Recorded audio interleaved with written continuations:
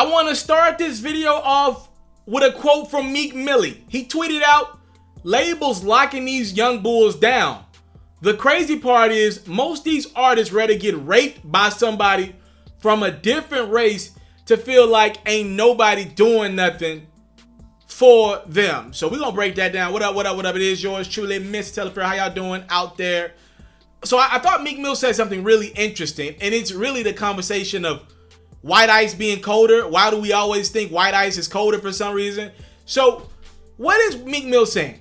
So in 2019, hip-hop is controlling everything.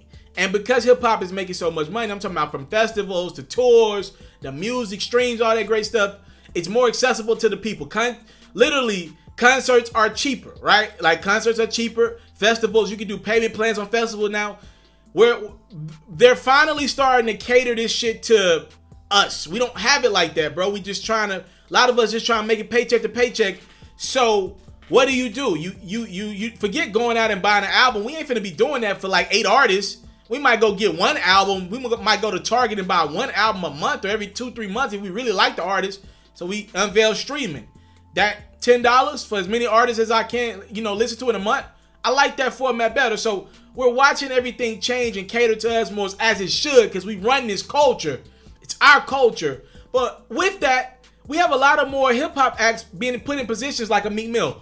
So Meek Mill just got the bag to start his own label. Jay-Z and Right Nation, they'll let Meek Mill do his own thing.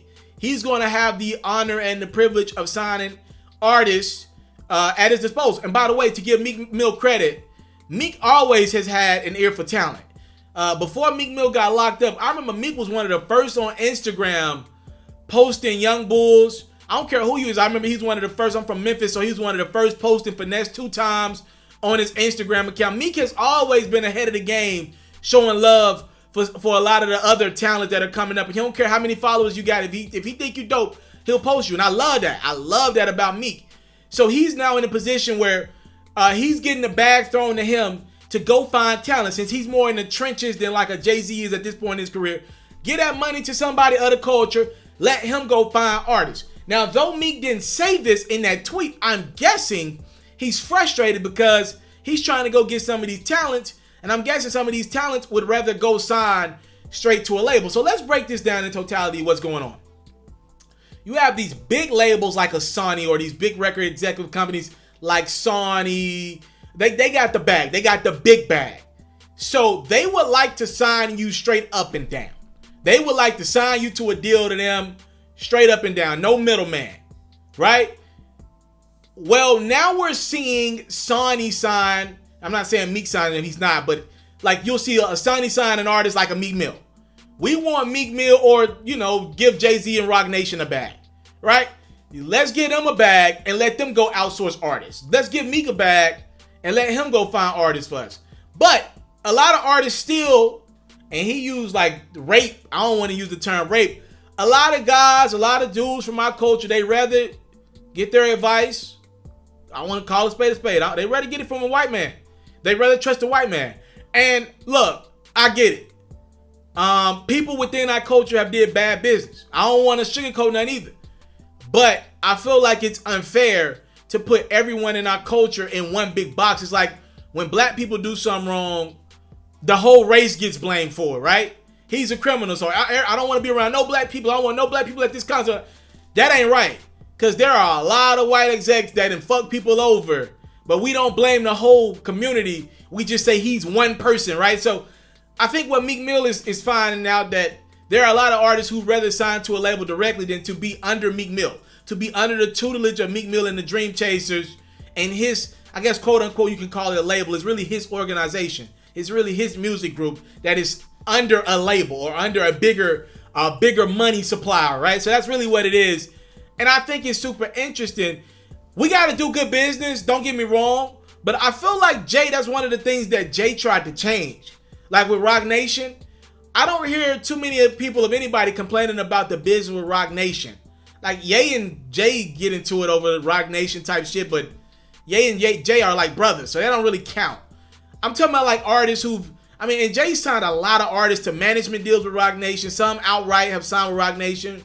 And I feel like Jay's trying to change the narrative of when you come to a black dude, we screw our people over, and it's all a money ploy and a money hustle of our own people. I feel like he's been one of the ones. Diddy also, and like even on down. Like I said, I'm from Memphis, so I see Gotti do great business. Youngster and Bag, they seem to be nice and good in their situations. A lot of other artists seem to do good business as well. I just kind of focus in on what I know. T.I. signed a plethora of artists over the years. So I like what's going on right now. We're trying to change these narratives and these stigmas that exist in our community. But you can see Meek Mill's a little frustrated because he's trying to sign people, but now he's competing with higher ups with more money, probably more opportunities. But the only thing that they don't have, that Meek Mill will have, is the experience. All right, you can go get the bag.